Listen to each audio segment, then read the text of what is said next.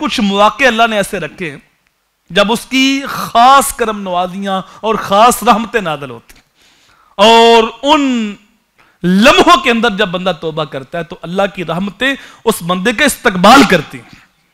ان خاص لمحوں میں سے ایک رات شب برات کی رات، اور جمہور کے نزدیک نصف شعبان کی جو رات ہے یہی شب برات ہے۔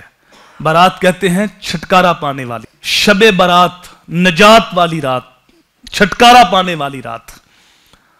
میرے حضور نے فرمایا اللہ تعالیٰ اس رات کو قبیلہ بنو کلب کی بکریوں کے بالوں کے برابر گناہگاروں کو جہنم سے آزادی کے پروانے عطا فرما دیتا ہے۔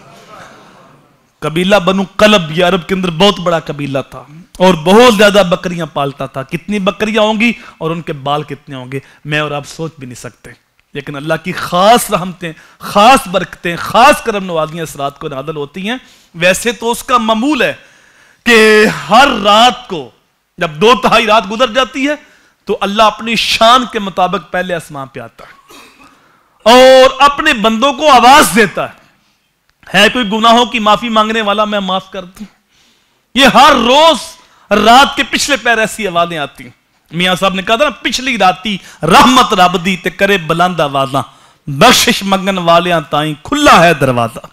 یہ ہر رات کی بات ہے، لیکن شب برات کی رات کو حدیث میں آتا ہے سورج غروب ہوتے ہی اللہ اپنی شان کے مطابق پہلے آسمان پہ آ جاتا اور 300 رحمت کے دروازے کھل جاتے ہیں اور اللہ تعالیٰ ساری رات آواز لگاتا رہتا ہے کوئی اپنے گناہوں کی معافی مانگنے والا، ہے کوئی رحمت مانگنے والا، ہے کوئی بخشش مانگنے والا، ہے کوئی رزق مانگنے والا، ہے کوئی مصیبت سے نجات چاہنے والا، ہے کوئی اولاد مانگنے والا؟ جو مانگتے ہو میرے بندوں مانگو میں تجھے عطا کرتا ہوں۔